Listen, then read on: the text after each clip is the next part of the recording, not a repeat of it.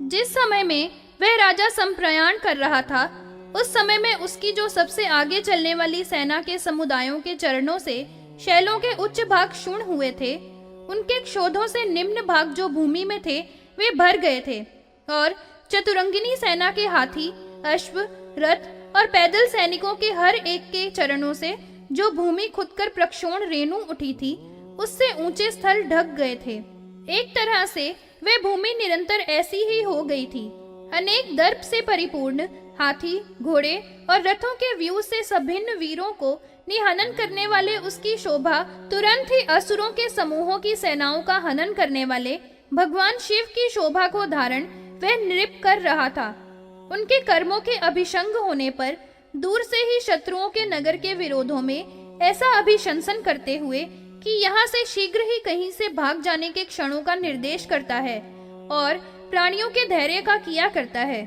वह राजा जिसको सब दिशाओं में विजय प्राप्त करने की इच्छा है, जिस राजा के ऊपर अभिमान करेगा, वह राजा उसके देश को प्रणति को प्राप्त करा देगा।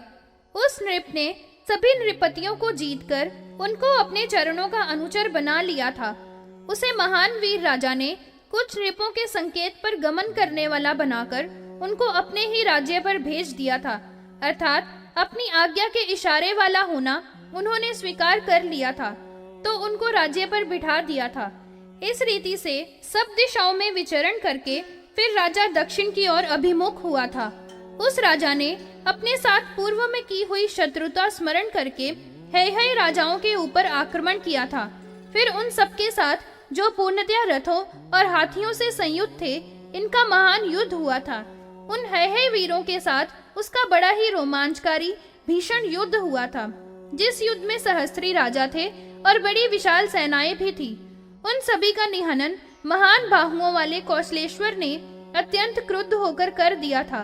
फिर है नृपों को जीतकर उनकी पुरी को तोड़कर दग्ध कर दिया था। वैर के अंत करने वाले नृप ने उनकी पुरी को पूर्णतया शून्य कर दिया था। वह राजा ऐसा बलवान था कि उसने अपनी समग्र सेना के द्वारा मर्दन करके सबको भीड़ डाला था और संपूर्ण भूतल को प्रमृष्ट कर दिया था। उस राजा ने हेयों के समस्त राज्यों को धूल में मिला दिया था। जब वहां कुछ भी शेष न रहा, तो वे सब अपने राज्य और पुरी को छोड़कर क्षीण कांति वाले और विनष्ट ऐश्वर्य वाले हो गए थे। जो राजा मरने से बच गए थे, ऐसे बहुत से वहां चारों ओर भाग गए थे। उस महीपति ने जो भी वहां से भाग रहे थे, उनको वेग से आगे बढ़कर निग्रहित कर लिया था। इस मदोन्मत्त बलवान नृप ने क्रुद्ध अंतक जैसे प्रजाओं को मार दिया करता है, वैसे ही इसने भी सबका संहार कर दिया था। समर में शत्रुओं को हनन करने वाले राजा सगर ने उन पर बड़ा भारी क्रोध किया था। फिर सगर नृप ने महान रौद्र शत्रुओं के लिए बहुत ही भीषण भार्गव अस्त्र को उन पर छोड़ा था। इस महास्त्र का बड़ा भारी सब पर प्रभाव पड़ा था। उसके छोड़े जाने पर, जो कि अत्यंत ही रौद्र था, वह तीनों भुवनों को भय देने वाला था। ऐसा प्रस्फुरण करता हुआ जो भार्गव अस्त्र था, उसकी ज्वालाओं से दग्ध होते हुए और अवश शरीरों वाले वे समस्त नृपगण हो गए थे। इसके उपरांत जो वायु अस्त्र का प्रयोग करने से चारों ओर धूम के समूह ने उनको ऐसा घेर लिया था कि वहां पर घोर अंधकार से उनकी दृष्टि भी मुष्ट हो गई थी, अर्थात देखने की शक्ति समाप्त हो गई थी, और मुहूर्त भर तक तो वे सब अधिक अंधकार और रज से ढके हुए होकर भूमि के पृष्ठ पर लौटते हुए चक्कर काट रहे थे। शत्रुओं के सैनिकों की दशा उस समय में ऐसी हो गई थी कि छोड़े हुए आग्नेय अस्त्र का प्रताप से जिनकी गति प्रतिहत हो गई है, अर्थात वे चलने में असमर्थ हो गए थे, क्योंकि उनको उस समय में मार्ग दिखलाई नहीं दे रहा था। चारों ओर नृपों के संग नष्ट हो गए थे और उनके शरीर परवश हो गए थे तथा उनके चित्त व्याकुल हो गए थे। वे ऐसे भीत हो गए थे कि उन्होंने अपने वस्त्र, आयुध, कवच और विभूषा आदि सबका त्याग कर दिया था। उनके मस्तकों के केश खुले हुए थे। वे सब अत्यंत उन्मत्तों के ही भावों का उस समय में अनुकरण कर रहे थे। समर में उस समय में सगर नृप ने सब है नृपों को पराजित करके वह बलवान नृप संक्षुब्ध सागर के समान आकार वाला हो गया था, और फिर उसने काम्बोजों पर आक्रमण किया था। जिन्होंने सगर नृप का पहले अपराध किया था, वे सब इस समय में बहुत ही बुरी दशा में पड़कर दिशाओं में मारे मारे इसके शत्रुगण भूमि पर भ्रमण कर रहे थे, अर्थात प्राणों की रक्षा के लिए भटकते हुए घूम रहे थे। जब युद्ध में अनेक तरह के वाद्यों के घोष से और पटहों की ध्वनि के श्रवण करने से उन सबका धीरज छूट गया था, उन्होंने तुरंत ही अपना राज्य, सेना और स्त्रियों का भी त्याग कर दिया और किंकर्तव्य विमूढ़ हो गए थे। इसके अतिरिक्त तालजंग, काम्बोज, शक, पवन और किरात आदि सब साथ ही साथ अस्त्रों के भय से भ्रमण कर रहे थे। उस सगर नरेश्वर के भय से डरे हुए शत्रुगण उस समय में ऐसे हो गए कि कुछ की तो प्रताप की अग्नि की ज्वाला से दृष्टि ही नष्ट हो गई थी, और वे सब अपना राज्य, वस्ती का त्याग करके पुत्र आदि के साथ शत्रु की सेनाओं से खदेड़े हुए जंगम में पहुंच गए थे। वहां पर भी उनके नेत्रों में स्तिमिता छाया हुआ था, जैसा कि गिरियों की गुफाओं में सोकर उठने पर होता है। तात्पर्य यह है कि वन में भी उनको कुछ सूझ नहीं रहा था। शत्रुओं से कर्षण करने वाले उस राजा ने रण में ताल जंगों को निहत करके और उनके सैनिक तथा वाहनों का विनाश करके उसने क्रम से उनके राज्य का ध्वंस कर दिया था। इसके अनंतर पवन, काम्बोज और किरात आदि तथा वल्लभ एवं पारत प्रभृति को सबको क्रोध में समाविष्ट होकर राजा सगर ने मार गिराया था। उस महायुद्ध में मारे जाते हुए वे सब राजा लोग उस प्रतापी राजा के द्वारा प्रताड़ित होकर मरने से जो भी कुछ बच गए थे, भयभीत होते हुए समुदाय के समुदाय चारों ओर भाग गए थे। वे सब परस्पर में यह कहते हुए और बहुत ही ऊंचे स्वर से चिल्लाते हुए भाग रहे थे कि आप सबने जिसके राज्य को वरवश छीन लिया था, उसी का पुत्र यह है जो इस समय के अपने बैर को निकालने की इच्छा वाला होकर जबरदस्ती से यहाँ उपगत हुआ है। हाथियों के समान वीर्य वाले सगर नृप ने, जिसका तेज ही विध्वंसकारी है, उस युद्ध क्षेत्र में वैरियों के द्वारा अपना चरित्र सुनाता हुआ उनको याद करा रहा था।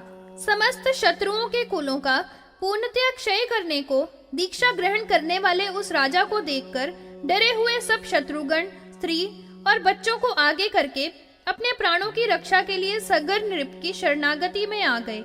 इक्ष्वाकु के वंशजों के कुलगुरु वशिष्ठ जी के चारों ओर वे 7 राजाओं के कुलों में परम प्रसिद्ध समुत्पन्न हुए पारत और वल्लभ आदि सगर के शत्रु राजा उपस्थित हुए थे। वशिष्ठ जी के समीप में ही ऋषियों से घिरे हुए निवास कर रहे थे। वहां पर उन सब ने उपगत होकर हाथ जोड़कर उनसे कहा था, हे ब्राह्मण, आप ही हमारी रक्षा करने वाले हों। हम बहुत ही आर्त हैं और अभयदान के इच्छुक हैं। हम सब राजा सगर के अस्त्र को अग्नि से निर्दग्ध शरीर वाले हैं और मर रहे हैं। वे राजा सगर तो अपने बैर का अंत करने के लिए उन्मुख हो रहा है और हम सबको ही मार रहा है। उसी के भय से हम निकलकर भागे हुए हैं और अपने जीवन की रक्षा के चाहने वाले हैं। हमारा सबका राज्य, भोग, समृद्धि, स्त्री, संतति और बांधव सभी कुछ विभिन्न हो गया है। अब तो हम केवल अपने प्राणों की रक्षा के लिए आपकी शरणागति में आए हैं। इस लोक में आपके सिवाय अन्य कोई भी पुरुष ऐसा नहीं है जो सौहार्द से तथा बल विक्रम से उसको हटाकर इस महान भय से हमारी रक्षा कर सके। आप तो निश्चित रूप से सूर्य वंश के भूपों के कुल गुरु माने गए हैं और उस राजा के वंश में जो भी पूर्वज हुए थे उन सब ने आपको कुल गुरु बनाया है और इन सब पर भी आपका प्रभाव उसी प्रकार का है। इस कारण से आज भी यह राजा सगर अपने कुल गुरु आपके गौरव से यंत्रित है। यह कभी भी आपके आदेश का उल्लंघन, अपनी मर्यादा को समुद्र की भांति नहीं करता है। हे विभो, हमारे तो इस समय में आप लोगों के गुरु हैं, इसलिए हे महाभाग, आप ही इससे हमारी रक्षा करने के योग्य होते हैं। जैमिनी ने कहा, ऋषिवर भगवान वशिष्ठ जी ने उनके इस वचन का श्रवण करके शरणागति में समागत उनको धीरे से अवलोकित किया था। उनसे सभी वृद्ध, स्त्री और बालक बहुत से थे और मरने से बचे बचाए नृप वंशज थे। ऐसी दुरावस्था में स्थित उन सबको देखा था तो वशिष्ठ जी का हृदय करुणाद्र हो गया था, क्योंकि यह तो सभी प्राणी मात्र पर अनुकंपा करने वाले महापुरुष थे। बहुत काल पर्यंत उनका निरूपण किया था और मन में बड़ा आदर करके उनका विलोकन किया था। फिर उन महती मति वाले वशिष्ठ जी ने उनको उज्जीवित करते हुए धीरे से कहा था, आप लोग डरो मत। इसके पश्चात उन महाभाग ने अत्यधिक कृपा से समन्वित होकर कहा था तथा जीवन के चाहने वाले उन समस्त नृपों को समय में स्थापित कर दिया था। वशिष्ठ जी ने राजा सगर की प्रतिज्ञा की निवृत्ति के लिए ऐसा समय किया था कि वह राजा सगर की क्रोधाग्नि से दग्ध नृप समुदाय नृपों के कुल में किए हुए संपूर्ण धर्म से अपेत हो गया था। फिर वे स्वयं ही धीरे से उस नृप श्रेष्ठ सगर के समीप में प्राप्त हुए थे और उनको यथारीति सांत्वना दी थी तथा जीवित शत्रुओं के अपगमन के विधान में उनकी आज्ञा की याचना की थी, अर्थात वे सभी जीवित ही चले जाएं, ऐसी याचना की थी। यद्यपि राजा सगर को बहुत अधिक क्रोध हो रहा था, तो भी उस नृप ने अपने गुरुदेव की आज्ञा का समादर करते हुए ऐसा स्वीकार कर लिया था। वे सब शत्रु तभी जीवित एक एक छोड़े जा सकते हैं जबकि वे अपने कुल के उचित धर्म और वेश का त्याग कर देवें और श्रोत तथा स्मार्त कर्मों से भिन्न कर्मों में निरत रहें और विप्रों के द्वारा दूर से ही त्यागे हुए रहें। मृत के समान रहे तो रह सकते हैं। उसमें जो शक जाति वाले थे उनके सिर तो आधे मुंडित कर दिए गए थे और जो पलहव थे उनको शमश्रुधारी कर दिया था। जो गवन थे उनकी शमश्रुओं को मुंडा दिया गया था और काम्बोज को बुकान्वित कर दिया था। इस तरह से उस सगर ने अन्यों को विरूप विप्रों के द्वारा परिवर्तित बना दिया था। ऐसा ही सबको बनाकर समय में अर्थात इस प्रकार की शर्त में बांधकर संस्थापित करते हुए जीवित ही छोड़ दिया था, अर्थात ऐसे ढंग से ही उनके रहने पर उनका हनन नहीं किया था। इसके अनंतर उसके वे समस्त शत्रुगण आचार के लक्षणों के परित्याग कर देने वाले हो गए थे। इस तरह से रहने पर वे सभी वराते हो गए थे और सभी वर्णों के द्वारा विनिंदित बन गए थे, अर्थात किसी भी वर्ण वाले नहीं रहे थे। सर्वदा उनको धिक्कार दिया जाता था। वे बहुत क्रूर हो गए थे तथा एकदम निर्लज्ज भी बन गए थे। वे सभी अत्यंत क्रूरों के समुदाय वाले हो गए थे जो कि लोक में मलेच्छ जाति वाले हुए थे। उस समय में जो भी राजा सगर के द्वारा जीवित ही छोड़ दिए गए थे वे शकैवन और किरात आदि थे। वे तुरंत ही आचार और वेश की त्याग देने वाले हो गए और फिर वे पर्वतों की गुफाओं में आश्रय लेने वाले हो गए थे। ये जातियां अब भी सत्पुरुषों के द्वारा बहुत ही नीच मानी जाती हैं, क्योंकि बहुत अनंतर नृप सगर ने परम श्रेष्ठ ऋषि वशिष्ठ जी की अनुज्ञा प्राप्त करके महान सेना से समन्वित होकर विदर्भ देश पर आक्रमण किया था।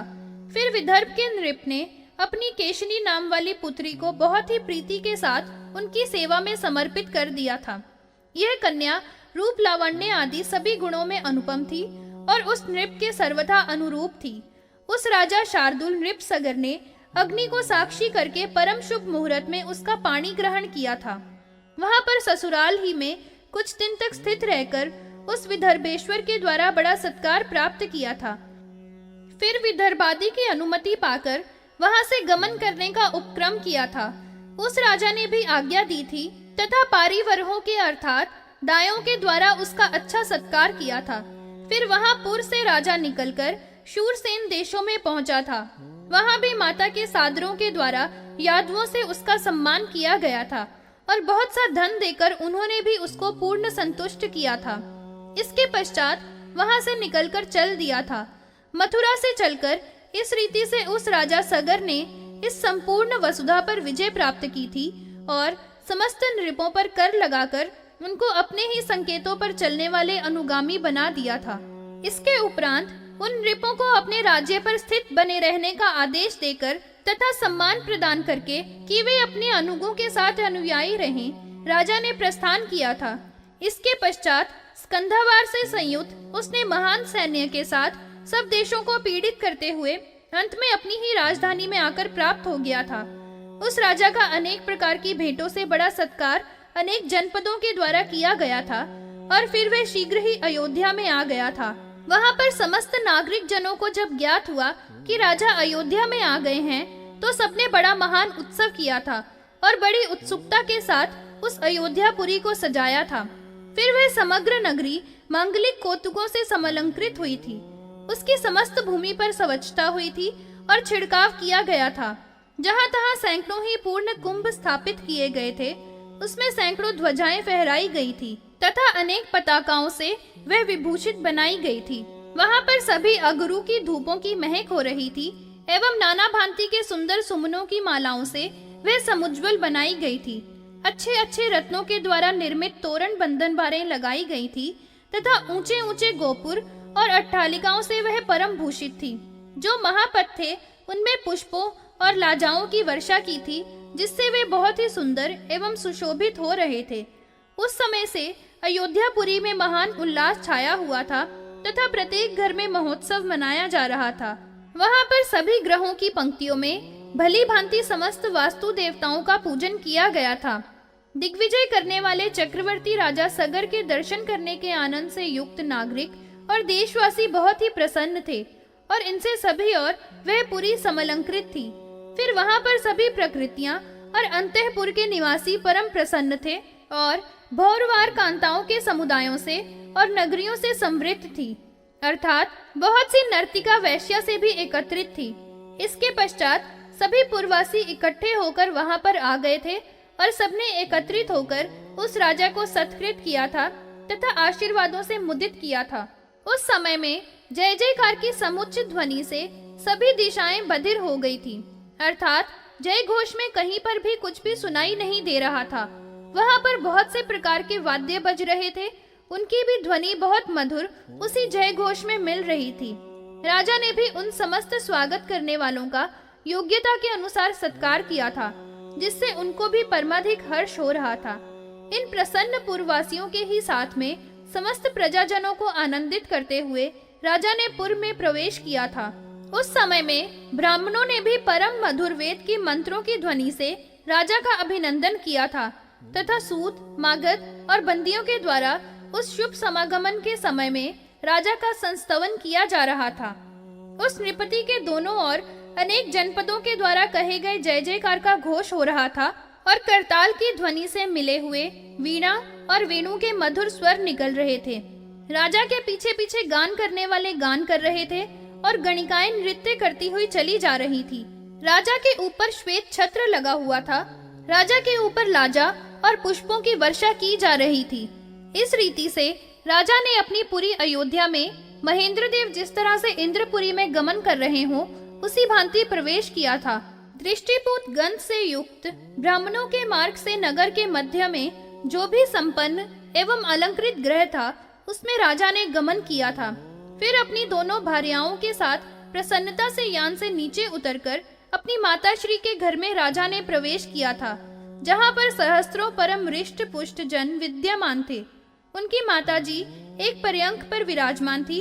उनके समीप में परम विनय से युक्त होकर उस समय में उनके चरणों का स्पर्श करके माथा टेक कर प्रणाम किया था। माताजी ने भी शुभ आशीर्वाद देकर उसका अभिनंदन किया था और फिर अत्यधिक हर्ष से गदगद वाणी के द्वारा बड़े ही संभ्रम के साथ उठकर अपने परम प्रिय पुत्र को छाती से लगाकर परिश्वन किया था।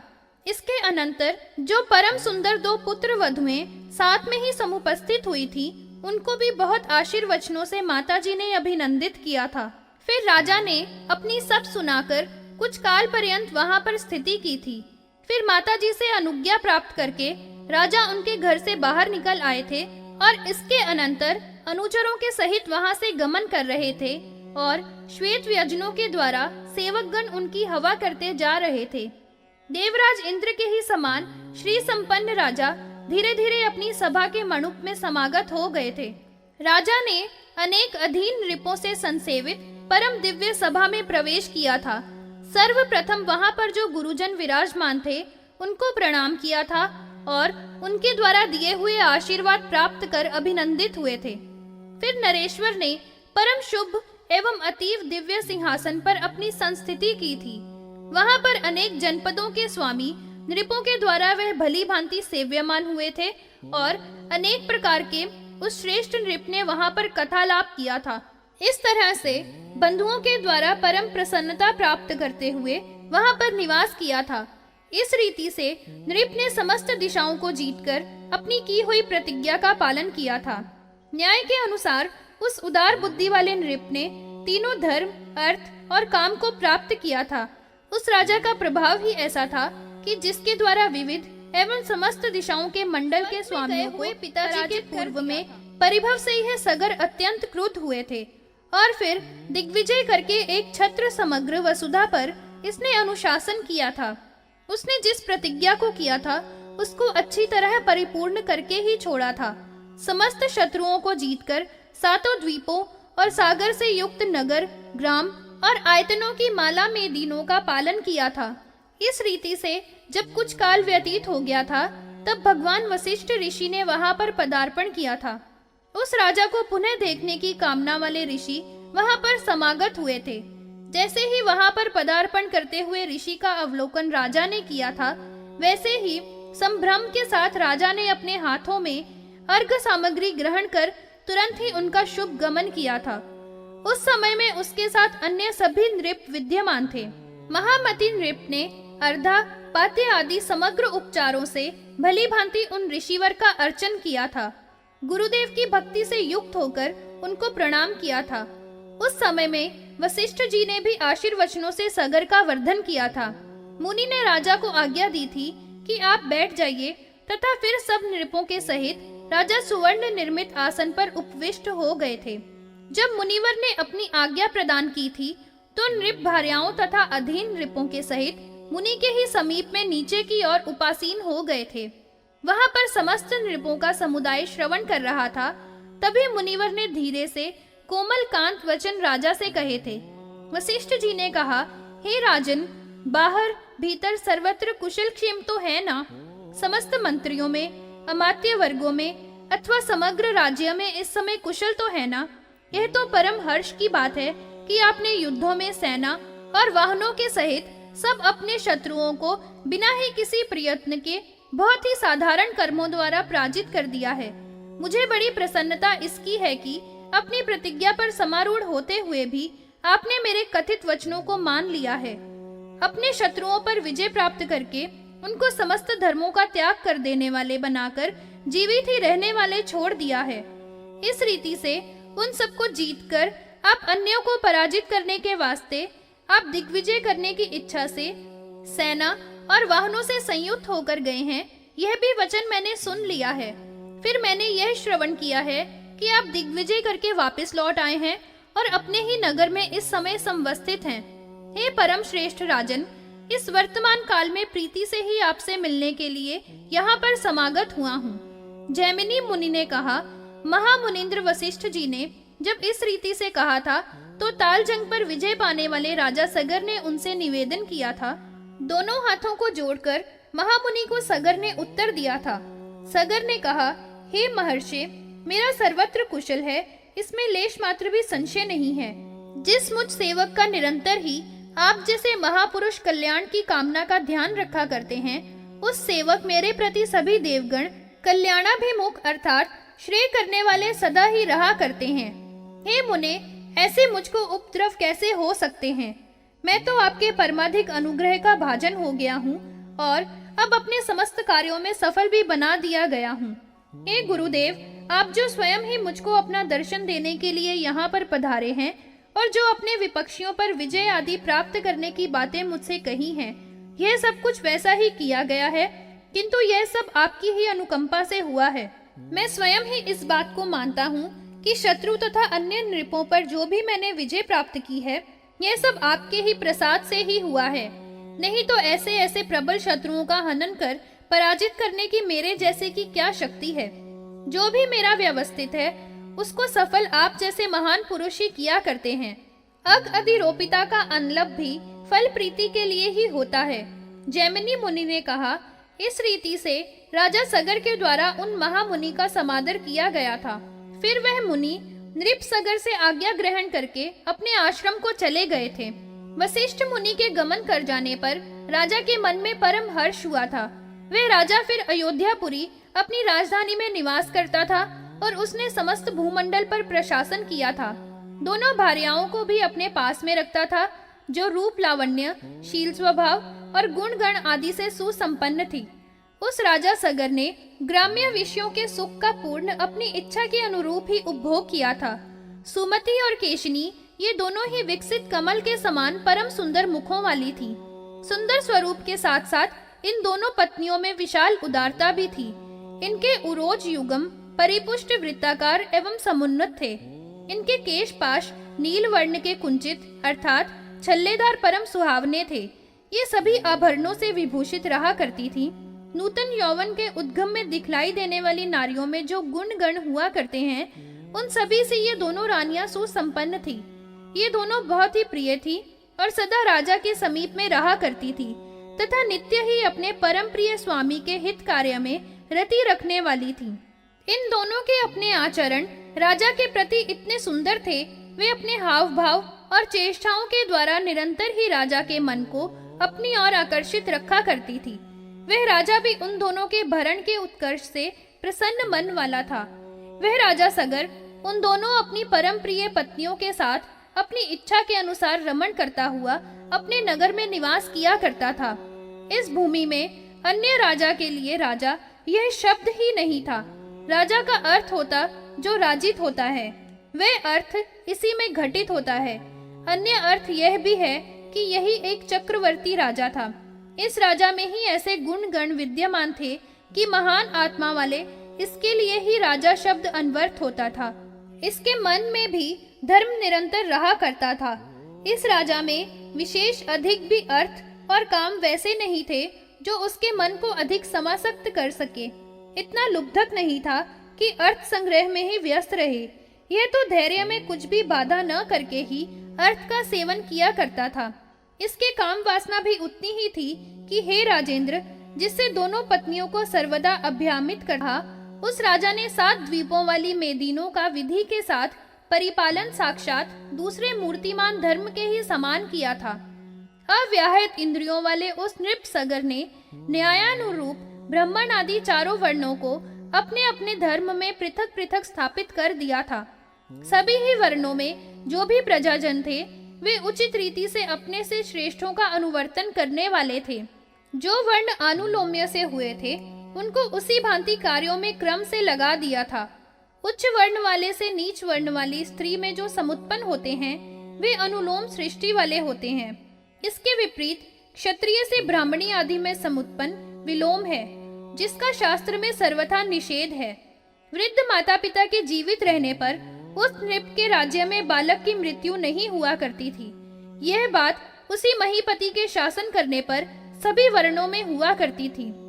उस समय में राष्ट्र पूर्णतया बाधा रहित और स्फीत अर्थात विस्तृत थे। उन राष्ट्रों में अगणित जनपद थे, जिनमें चारों वर्णों के मानव रहा करते थे। उस नृप के प्रशासन करने पर सभी देशों में बहुत अधिक आवास गृह थे तथा विभक्त रूप से संख्या रहित सैकड़ों ही ग्रह और ग्राम थे। वह ऐसा समय था कि इस भूमंडल में कोई भी द्विज ऐसा नहीं था जिसका कोई आश्रम न होवे। ब्रह्मचर्य, गृहस्थ्य, वानप्रस्थ और सन्यास, ये 4 ही आश्रम थे। सभी वर्णों की प्रजाओं में जो भी आरंभ होते हैं, वे सभी निष्फल न होकर फल देने वाले हुआ करते थे। सभी मानव उस शासन में अपने जो भी समुचित कर्म थे, उन्हीं का प्रारंभ किया करते थे। उस काल में मानवों के सभी कर्म पुरुषार्थ से संपन्न हुआ करते थे। नगर, ग्राम, ब्रज और आकर सब महोत्सवों से संयुक्त थे। उनमें सभी मानव परस्पर में एक दूसरे के प्रिय करने की कामना वाले थे और सबके मनों में अपने राजा के प्रति भक्ति की भावना विद्यमान रहा करती थी। उस समय में प्रजाओं में कोई भी मनुष्य ऐसा नहीं दिखाई पड़ता था कि जो निंदित, अभिशस्त, दरिद्र, व्याधित, लुब्धक अथवा कृपण होवे। तात्पर्य यही है कि किसी भी प्रकार से हीनता या खिन्नता आदि नहीं थी। उस काल में सभी जन ऐसे थे जो दूसरों के गणों को देख या जानकर परम हर्षित हुआ करते थे तथा अपने से संपर्क करने की अभिकांक्षा रखा करते थे। सभी मानव सद्विद्या के व्यसन से समादृत और ज्ञानदाता गुरुजनों में उनकी नित्य ही प्रणत भावना रहा करती थी। सभी जन दूसरों की बुराई से डरा करते थे। सब लोग निरंतर अपनी ही स्त्री में रति रखने वाले थे, अर्थात पर स्त्री गमिता का नाम भी नहीं था। सबको स्वाभाविक रूप से खलों के संसर्ग में विरक्तता होती थी और सभी धर्म में परायण रहा करते थे। उस धार्मिक नृप के शासन काल में सभी प्रजा सभी और आस्तिक अर्थात परम प्रभु के अस्तित्व को मानने वाले थे। अपने प्रताप से अर्जित मही पर सवाई तने के शासन में इस प्रकार के सब ऋतुएं हे महाभाग ठीक ठीक समय पर अनुवर्तन किया करती थी। संपूर्ण भूमि सदा ही शाली और सस्य की बहुलता वाली थी, अर्थात धान्य परिपूर्ण थी। जब यह राज शार्दूल इस भूमि पर शासन कर रहा था, उस समय में भूमि धान्य उत्पत्ति करके सबको सुखी करता था। उस राजा की सभा रत्नों की प्रभा से उद्भासित स्वर्ग में इंद्र की सभा के ही समान शोभा दे रही थी, जिसमें 18 मंडलों के अधिपति राजा की सेवा के लिए समागत हुए विद्यमान थे। इसके अतिरिक्त मूर्धाभिषिक्त सैकड़ों ही नृप पृथक पृथक विराजमान थे, जिनके विशाल पराक्रम प्रख्यात थे। जिस सभा में मणिमंडित आसनों पर नृपगण ऐसे ही संस्थित थे जैसे देवगण निरंतर इंद्रदेव की सभा में संवस्थित रहा करते हैं। वे सभी नृप संकेत से ही अन्य विषयों का ज्ञान प्राप्त कर लेने वाले अपने अपने उपायनों को साथ में लिए हुए थे, और उन पार्थिवों ने उस पुरी के चारों ओर अपनी सेनाओं का पृथक निवेशन कर दिया था। राजा सगर उस समय में अंतःपुर में थे, तो ये नृपगण अपने पुत्रों के सहित राजा के दर्शन करने की इच्छा वाले थे, और द्वार पर स्थित द्वारपालों के द्वारा बारंबार बहुत काल पर्यंत राजा को विज्ञापन करते हुए स्थित थे। उस राजा सगर के चरण युगम समागत नृपों के मस्तक झुकाने से, उनके मुकुटों से रत्नों की अतिवृष्टि होने से किणीकृत हो गए थे, अर्थात रत्नों के कण उन पर बिखरे हुए थे, जिससे एक अद्भुत शोभा हो रही थी। नृप की सेवा करने के लिए जो नृपों का समुदाय वहां पर समागत हुआ था, उनके द्वारा सभी और बिखर गए रत्नों से उस सगर की सभा ऐसी शोभित हो रही थी जैसे चंद्र और सूर्य के प्रकाश में गुहा विभात हुआ करती है। इस रीति से अरियों का दमन करने वाला सूर्य वंश का शिरोमणि वह नृप धर्म से इस भूमि का, जो किसी भी अन्य के शासन में न होकर इसी नृप के प्रशासन में था, शासन किया करता था। इस प्रकार से पृथ्वी के पालन करने वाले राजा सगर की उत्कंठा अपने एक पुत्र के मुख का अवलोकन करने की हुई थी, क्योंकि उसका कोई भी पुत्र उत्पन्न नहीं हुआ था। पुत्रोत्पत्ति के बिना वह अत्यधिक दुखित रहा करता था और अनेक प्रकार से उसने चिंतन किया था। अहो, बड़ा ही कष्ट है, इस वंश में मैं बिना पुत्र वाला हूँ। यह परम ध्रुव है कि मैं बड़ा भाग्यहीन हूँ। निश्चय ही हमारे पितृगण पिंडदान के विप्लव को प्राप्त होंगे। यदि सत्पुत्र जन्म ग्रहण कर लेता है तो फिर वे नरक से भी निकल आया करते हैं। वे प्रीति से जात कर्म में समुत्सुक होकर उसके घर में प्रयाण किया करते हैं।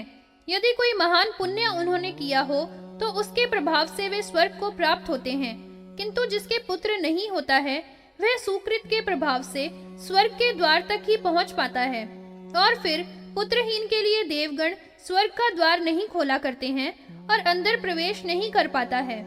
पिता तो दोनों लोकों में और उसके पितामह स्वर्ग लोक को दोनों वंशों में सत्पुत्र के समुत्पन्न होने पर ही जय प्राप्त करेंगे।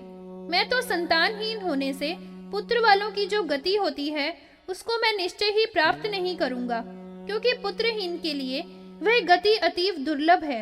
इंद्र के पद से अभिन्न यह अखंड और समृद्ध राज्य भी व्यर्थ ही है। पुण्यहीन मेरा यह सब कुछ यहाँ पर निष्फलता को ही प्राप्त हो रहा है। यह राज्यासन जिस पर मेरे पूर्वज पुरुष विराजमान हुए थे सब व्यर्थ ही है। जब मेरे कोई पुत्र ही नहीं है तो इस सिंहासन पर भविष्य में कौन बैठेगा? बड़े दुख का विषय है, यह भी आगे किसी दूसरे की ही अधीनता में चला जाएगा।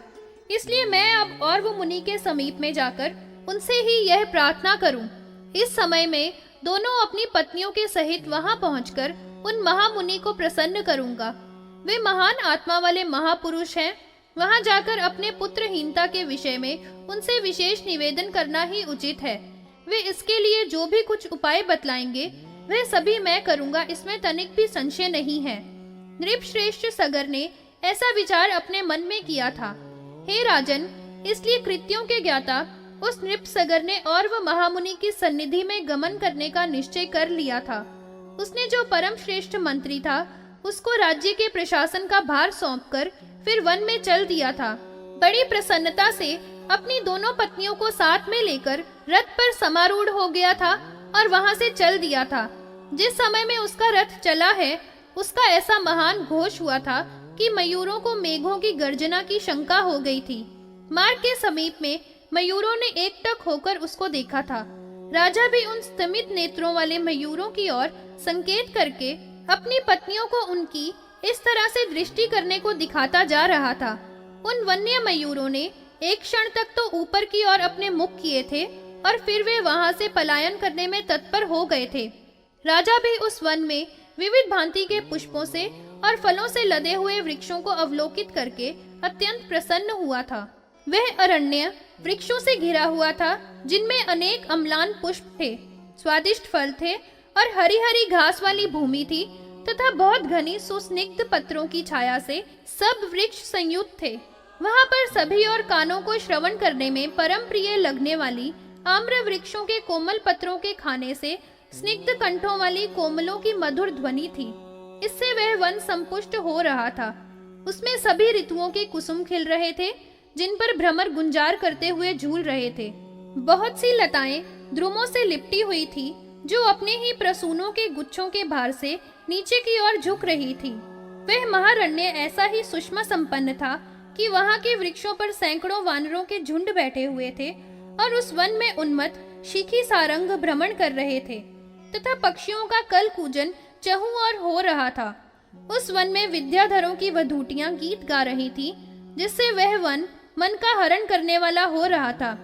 उस परम गहन वन में किन्नर किन्नरियों के जोड़े संचरण करते हुए शोभित हो रहे थे। उस वन में बहुत से सरोवर थे, जिनसे चारों ओर वन घिरा हुआ था, जिनका उपांत सुस्वरों वाले हंस, सारस, चक्रवाक, कारंडव और शुक आदि से समावृत हो रहा था। उन सरोवरों में कमल, कलहार, कुमुद और उत्पल बहुत अधिक प्रमाण में विकसित हो रहे थे। वहां पर मंद मारुत के परिवहन से सभी दिशाएं पूरित हो रही थी। इस प्रकार के गुणों से सुसंपन्न उस तपोवन का अधिगाहन करके रथ के द्वारा गमन करते हुए नृपसगर को परमाधिक प्रसन्नता प्राप्त हुई थी। उपशांत आशय के मंडल में पहुंचकर फिर श्री संपन्न वह राजा अपने यान से नीचे उतर गया था। उस नृप ने सारथी से कहा था कि इन अश्वों को विश्राम करने दो, और फिर भावितात्मा महर्षि के आश्रम के उपांत में पहुंच गया था। उस राजा ने यह मुनि के शिष्यों से सुन लिया था कि मुनिवर नित्य क्रिया कर चुके हैं। तभी उस विनीत आत्मा वाले नृप ने मुनि के दर्शन करने के लिए उस आश्रम में प्रवेश किया था। वे महामुनीन्द्र अनेक मुनियों के मध्य में विराजमान थे और चारों ओर ऋषियों के समुदाय वहां पर संस्थित थे। उसी समय में राजा ने भार्याओं के साथ बड़ी ही प्रसन्नता से मुनिवर के चरणों में सिर झुकाकर प्रणाम किया था। जब राजा ने प्रणाम किया था तो प्रताप वाले और ऋषि ने बड़े ही प्रेम से दोनों पत्नियों के सहित उस नृप को बैठ जाओ यह आज्ञा दी थी। उस महामुनि ने समागत उस अतिथि नृप का भारतीय संस्कृति की मर्यादानुसारता से अर्घ्य पाद्य आदि से भली भांति अर्चन करके भार्याओं के सहित उस नृप को वन्य आतिथ्य सत्कार से भली भांति किया था। इसके अनंतर आतिथ्य और विश्रांति हो जाने पर आगे विरांगमान ऋषि को प्रणाम करने के पश्चात और वह महामुनि ने राजा से धीरे धीरे मृदु वचन कहे थे। हे राजा, आपके राज्य में बाहर और भीतर सब प्रकार का कुशल क्षेम तो है ना, और तो धर्म के साथ अपनी मस्तक प्रजा की सुरक्षा तो कर रही है ना। आप तीनों वर्गों को जीतने के लिए उपायों के द्वारा अच्छी तरह से अभिलाषा करते हैं ना। आपके द्वारा भली भांति प्रेरित गुणगण आपके लिए फल दिया ही करते हैं ना। हे नृप श्रेष्ठ, यह तो बड़े ही हर्ष की बात है कि आपने समस्त शत्रुओं पर विजय प्राप्त कर ली है। यह भी बड़े ही प्रसन्नता है कि आप धर्म पूर्वक संपूर्ण राज्य की सुरक्षा किया करते हैं। जिनकी धर्म में ही स्थिति होती है उनको महालोक में कोई भी विप्लव नहीं हुआ करता है। जब यह धर्म जिसके द्वारा अभिरक्षित होता है तो क्या वह स्वयं ही उसकी रक्षा नहीं किया करता है?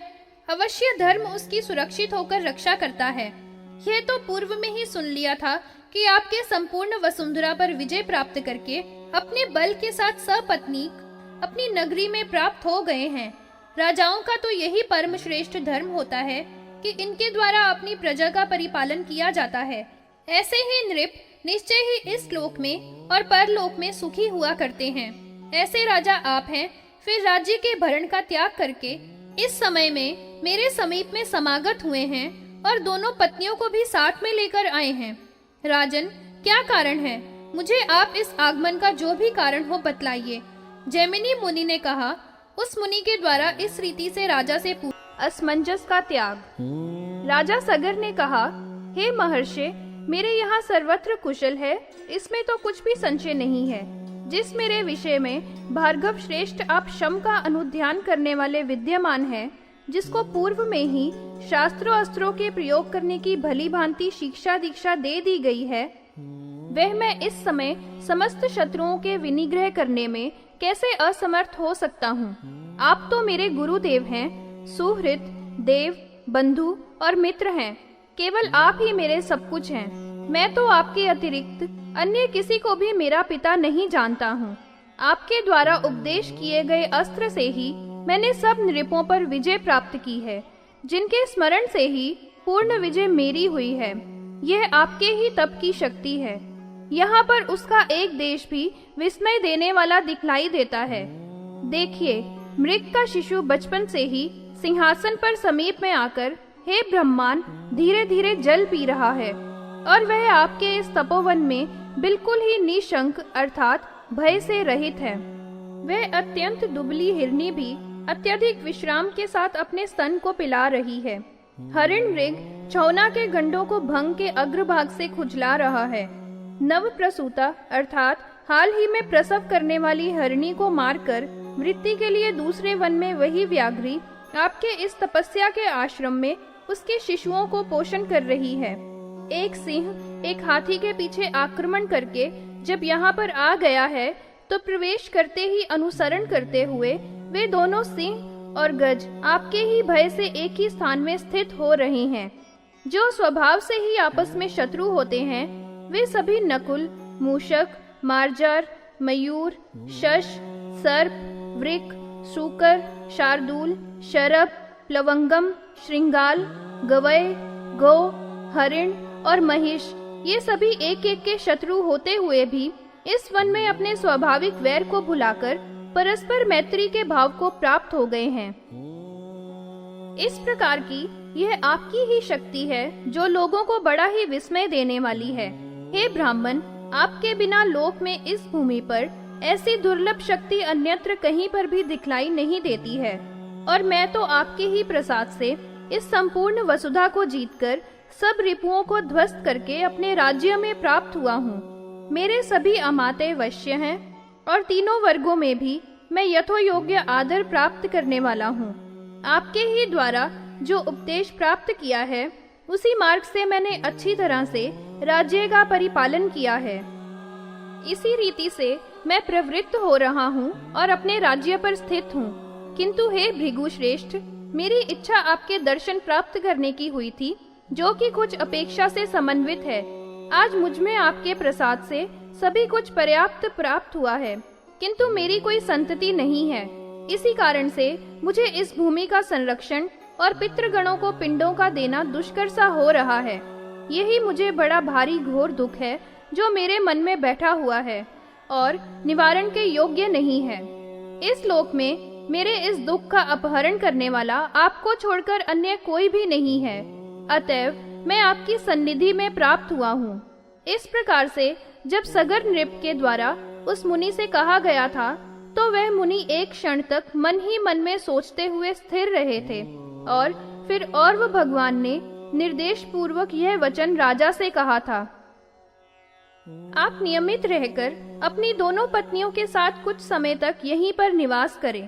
फिर आपका जो भी अभीप्सित है उसको आप अवश्य ही प्राप्त कर लेंगे, इसमें कुछ भी संशय नहीं है। फिर वह राजा भी सेवा में तत्पर होकर वहीं पर निवास करने लगा था। उसको परम प्रसन्नता हुई थी। उस समय में दोनों पत्नियों के साथ धर्म में युक्त था तथा भक्ति भाव से समन्वित होकर ही चिरकाल पर्यंत वहां निवास किया था। उन दोनों राजा की पत्नियों ने सदा ही अतंद्रित होकर उस मुनि की विनय, आचार और भक्ति से प्रीति को बढ़ा दिया था।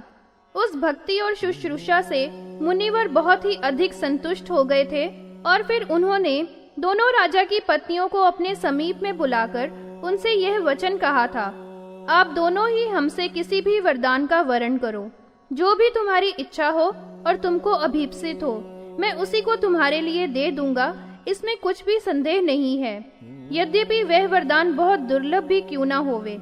इसके अनंतर उन दोनों ने मस्तक टेक कर प्रणाम किया था और उन महामुनि से कहा था, हे भगवान, हम दोनों ही आदर के साथ पुत्रों की कामना करती हैं। इसके अनंतर और भगवान ने कहा, आप दोनों के लिए राजा के प्रिय की कामना वाले मैंने यह अभीष्ट वरदान दे दिया है।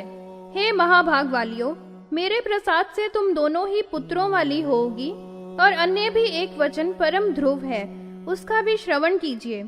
एक पत्नी में एक ही पुत्र जन्म ग्रहण करेगा, किंतु वह अति धार्मिक नहीं होगा तो भी कल्प के अंत में उसकी संभूति होगी।